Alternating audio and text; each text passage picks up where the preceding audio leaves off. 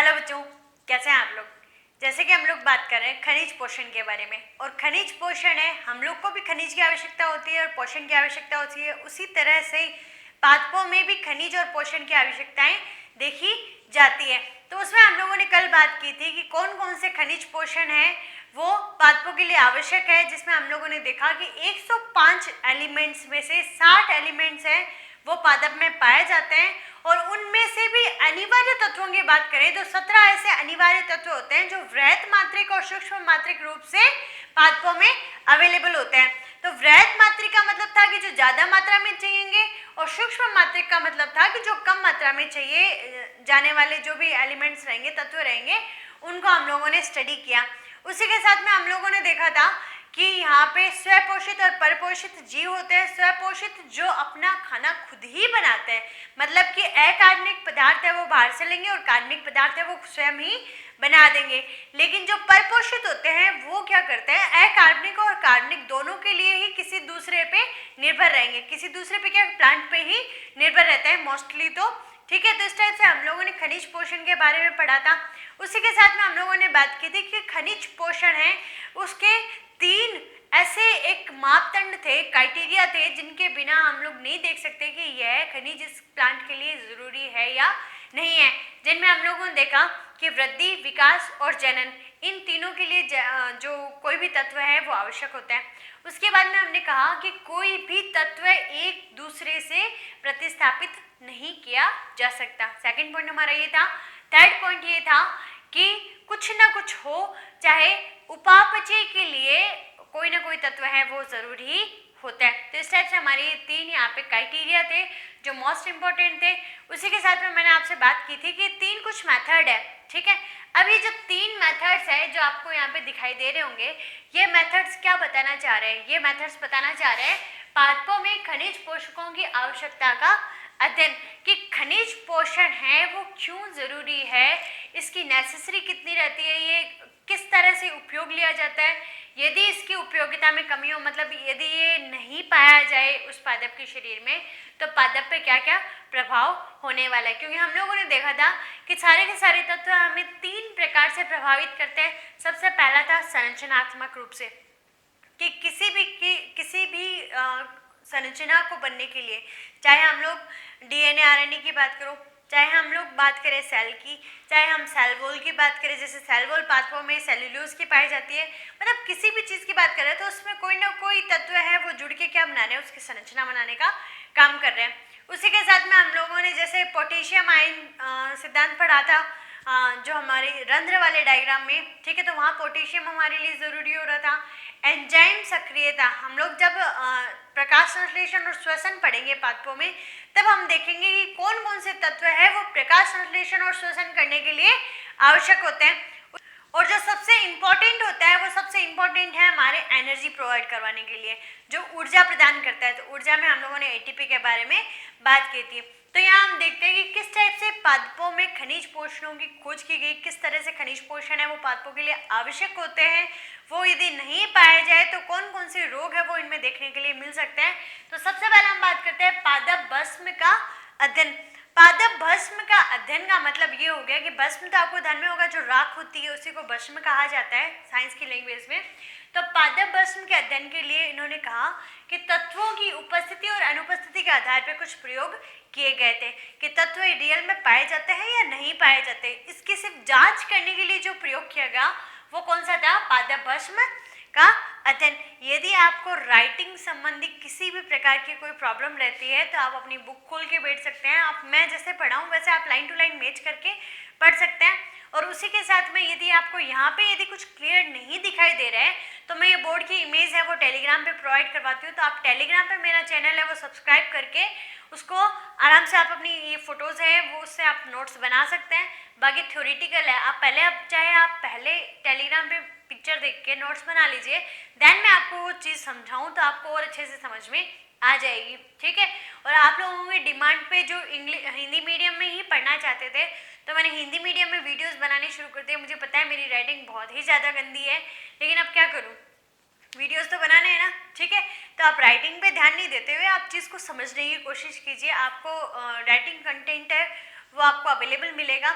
In chapter के कोई extra notes नहीं है, जितना आपकी बुक में अवेलेबल है उतना ही सफिशिएंट है, इसलिए मैं आपको कोई एक्स्ट्रा नोट्स नहीं प्रोवाइड करवा रही। सिर्फ बोर्ड की पिक्चर्स है वो मैं आपको टेलीग्राम पे प्रोवाइड करवा दूंगी, तो आप लोग वहाँ से देख लीजिए। और उसी के साथ में ये जितने भी नोट्स हैं वो आप यहाँ नोट कर लीजिए, जितना बुक में है उतना सफिशिएंट है आप लोगों के इस चैप्टर के लिए, ठीक है।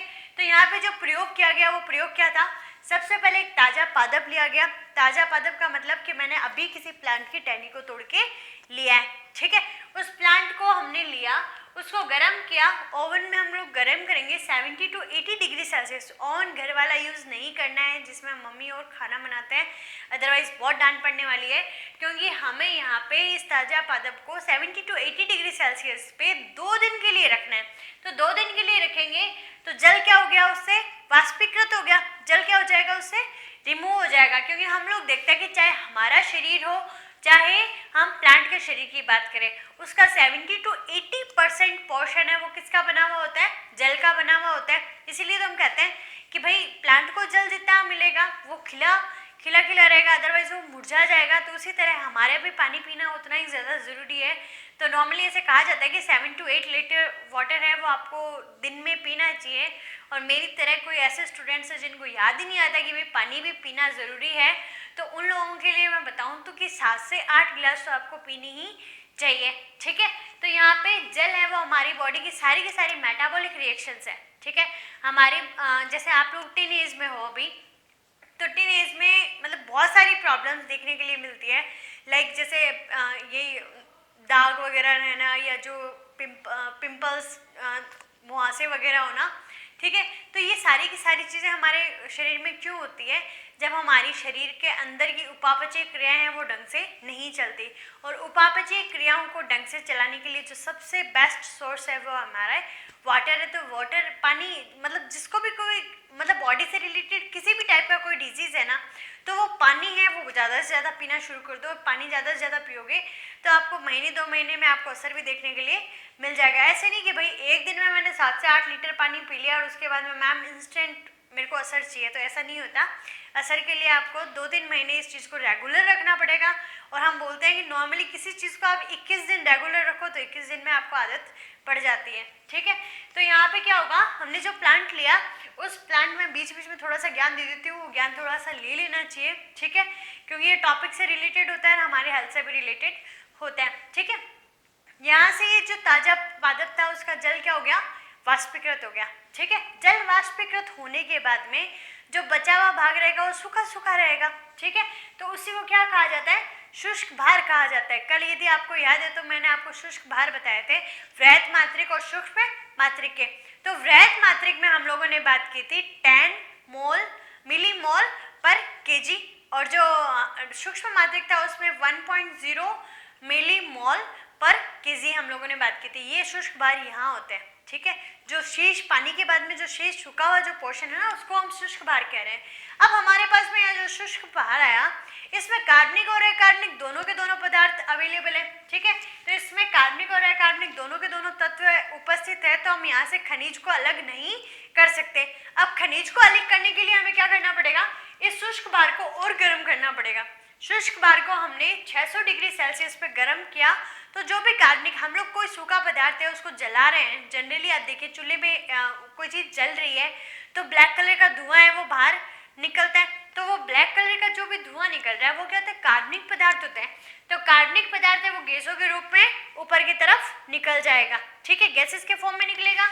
उसके बाद में जो शेष बचा हुआ भाग रहेगा जिसका वाष्पन नहीं हुआ, गैस है वो वाष्पशील थी उड़ गई, तो यहाँ पे जो अवाष्पशील पदार्थ जो बीच नीचे बचा है उसको हम क्या कहते हैं, खनिज या हम पादप भस्म कह सकते हैं। अब इतना जो मैंने पूरी की पूरी ये जो रामायण गाई है इसमें सिर्फ जो क्वेश्चन बनता है वो क्वेश्चन ये बनता है कि पादप भस्म क्या है। तो जो अकार्बनिक अवाष्पशील पदार्थ होगा उसको हम क्या कहेंगे, पादप भस्म कहेंगे, क्लियर। उसके बाद हम बात करें ये जो पूरी की पूरी है कहानी, इस कहानी का निष्कर्ष ये निकला कि हम पादपों में उपस्थित जो भी तत्व हैं उनको तो देख सकते हैं कि भाई जो भी पादप था इस पादप में ये तत्व उपस्थित है, ये तत्व अनुपस्थित है, इस तत्व की इसकी उपयोगिता थी या नहीं थी। लेकिन हम लोग को यहाँ पे ये देखने को मिलेगा कि हम लोग तत्व की उपस्थिति तो देख सकते हैं कि हम उसमें जो भस्म है उसको हम लोगों ने जो एक्सपेरिमेंट किया उससे ये तो पता चल गया कि भाई इसमें ये वाला तत्व उपस्थित था, ये वाला तत्व नहीं था। लेकिन जो तत्व उपस्थित था उसका उपयोगिता क्या है, उसकी कितनी क्वांटिटी चाहिए, इस चीज का यहाँ पे पता नहीं चलता। परंतु इसमें लिखा हुआ है इससे तत्वों की उपस्थिति का तो पता चलता है लेकिन इसकी उपयोगिता का पता नहीं चलता है। तो ये वाला एक्सपेरिमेंट है वो ठीक में बोला जाता है।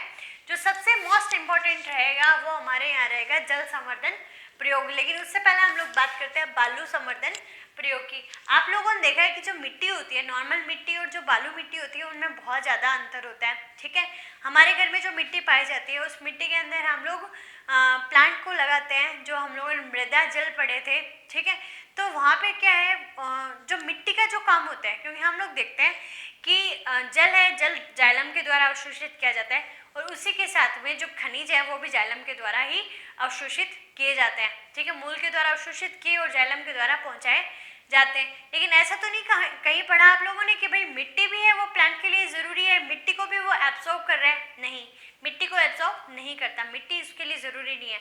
मिट्टी सिर्फ क्या करती है, उसको हर्ड रखने का, ठीक है, उसको एक जगह एंकर करने का जो काम है वो किसका होता है, मिट्टी का होता है। कि भाई ये प्लांट लगा हुआ है, इसको अपनी पोजीशन में यहाँ लगाए रखने के लिए कौन हेल्पफुल है, मिट्टी हेल्पफुल है। ठीक है, लेकिन मिट्टी हमारी वाली जो मिट्टी होती है उसमें प्लांट इजीली लग जाता है। लेकिन हम लोग देखते हैं जैसलमेर में धुरे हैं, ठीक है, वहाँ पे कौन सी मिट्टी पाई जाती है, बालू मिट्टी पाई जाती है। और उस बालू मिट्टी में किसी प्लांट को खड़ा रखना या प्लांट को हम लोग उगाने की कोशिश करें तो पॉसिबल नहीं होता। क्यों नहीं पॉसिबल होता, क्योंकि उस बालू मिट्टी में क्या पाया जाता है, बहुत सारे बैक्टीरियाज, बहुत सारे जर्म्स वगैरह वो प्रेजेंट होते हैं।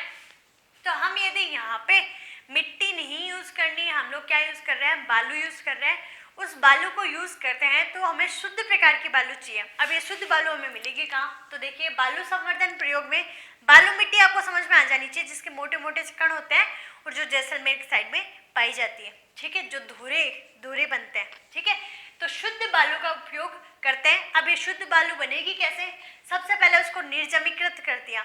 निर्जमीकृत करने का मतलब हो गया कि उससे बैक्टीरिया, जो भी वायरसेस वगैरह वो क्या कर दिए, उसे रिमूव कर दिए। ठीक है, निर्जमीकृत किया, उसके बाद में इसको HCl से धो लिया, क्योंकि ये वाला जो है, जो बालू है वो कैसी क्षारीय है, उसका एल्काइन नेचर हटाने के लिए हम क्या करेंगे, उसको HCl से धो देंगे। तो HCl से धोकर सुखाकर उसे जल और पोषक तत्वों के साथ में मिला दिया जाता है। ठीक है, और यहाँ पे भी आप ध्यान में रखिएगा कि बालू मिट्टी का जो काम है वो सिर्फ इतना ही है कि वो प्लांट को होल्ड रखने का काम कर रहा है और O2 को प्रोवाइड करवा रहा है। ठीक है, क्योंकि प्लांट को ऑक्सीजन भी तो चाहिए।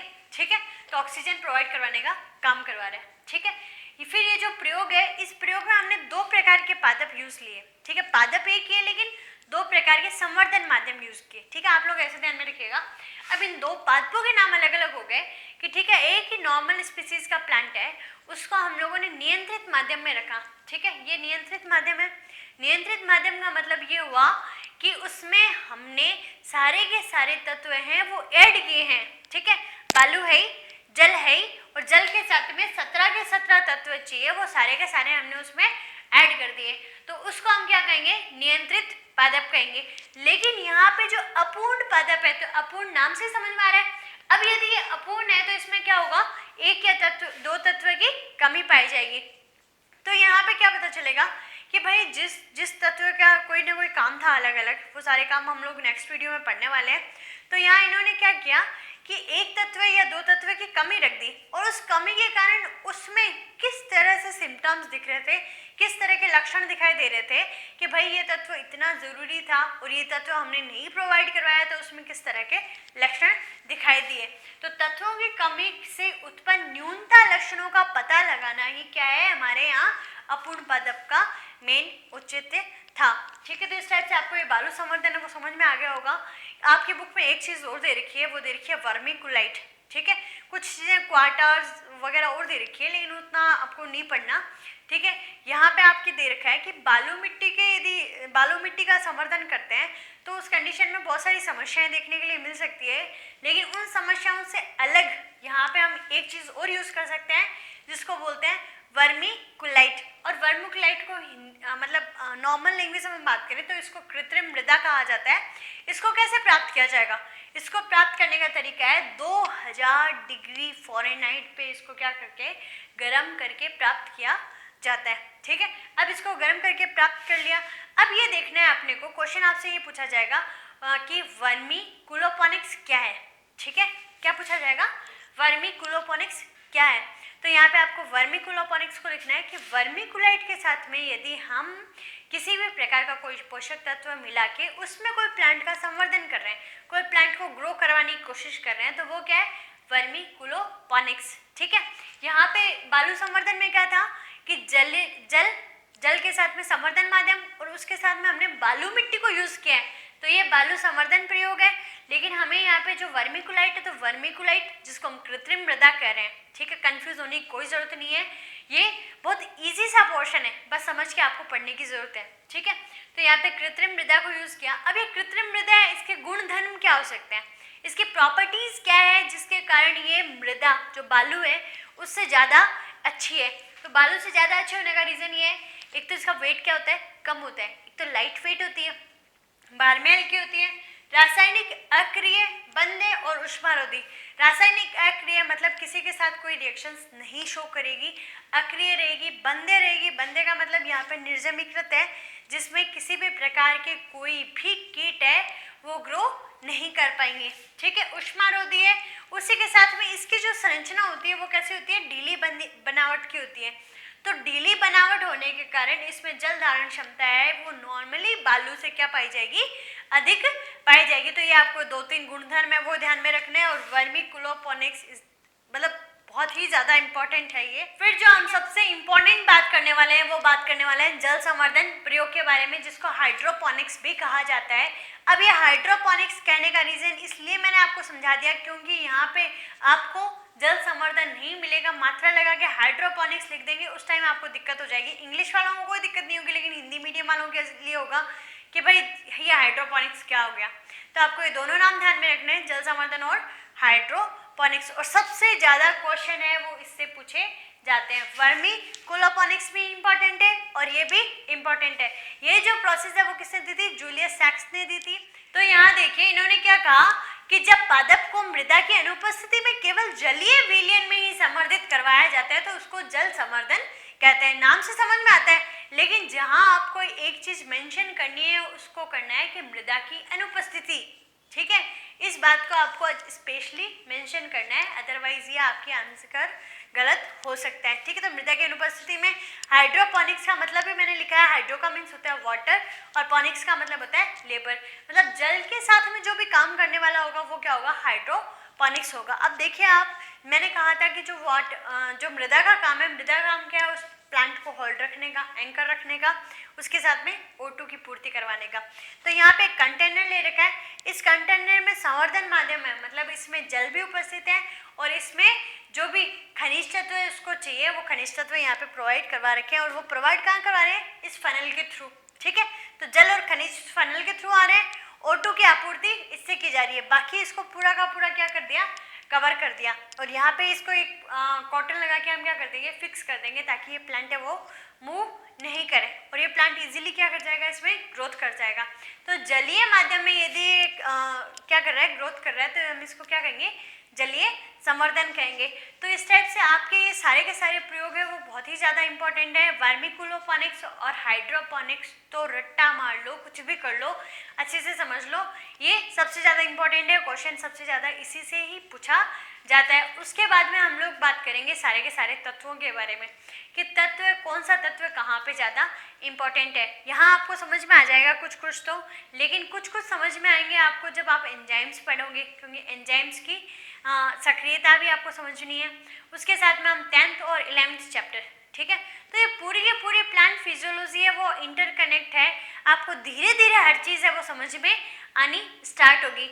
लेकिन मेरी आपसे एक रिक्वेस्ट है, क्योंकि जो बायोलॉजी के बच्चे होते हैं उनको जो सबसे ज़्यादा हार्ड लगने वाली जो यूनिट है कि भाई हमें बिल्कुल भी समझ में ही नहीं आनी, क्योंकि एक इंटरेस्ट होता है ना, इंटरेस्ट ये होगा कि भाई आज मेरे अंदर क्या प्रोसेस हो रही है, आज जानवर कैसे हिल डुल रहा है, वो उसमें क्या प्रोसेस हो रही है। तो उसको जानने के लिए हम लोग क्या रहते हैं, एकदम ऐसे उतावले रहते हैं कि भाई ऐसा हो क्यों रहा है, ठीक है। लेकिन प्लांट्स के लिए, प्लांट एक जगह बेचारा अपना बोरिंग सा एक ही जगह खड़ा रहता है, ना कहीं हिलता डुलता, ना मेरी तरह घुमक्कड़ है, ठीक है। तो वो प्लांट वहीं पे खड़ा है, तो इस प्लांट को खड़े खड़े, ठीक है, तो बोरिंग, हम तेरे को पढ़ने में बोरिंग, ठीक है। तो हम लोग भी क्या है, पढ़ाई नहीं करते। तो ये आपकी गलत चीज़ है। प्लांट में भी थोड़ा सा इंटरेस्ट क्रिएट करना पड़ेगा आपको, कि थोड़ा सा आप इंटरेस्ट से पढ़ो, नहीं तो प्लांट ही हमें मरवाने का काम करेंगे। हमें सारे चैप्टर्स अच्छे लगेंगे सिर्फ प्लांट फिजियोलॉजी को छोड़ के। तो प्लांट फिजियोलॉजी में थोड़ा सा इंटरेस्ट बना लीजिए और इसको अच्छे से पढ़ना स्टार्ट कर दीजिए। तो स्कूल्स का तो कोई अता पता है नहीं। तो खुश रहिए, मुस्कुराते रहिए और घर पे सुरक्षित रहिए, और ज़्यादा से ज़्यादा अपने फ्रेंड्स को शेयर कीजिए। Thank you.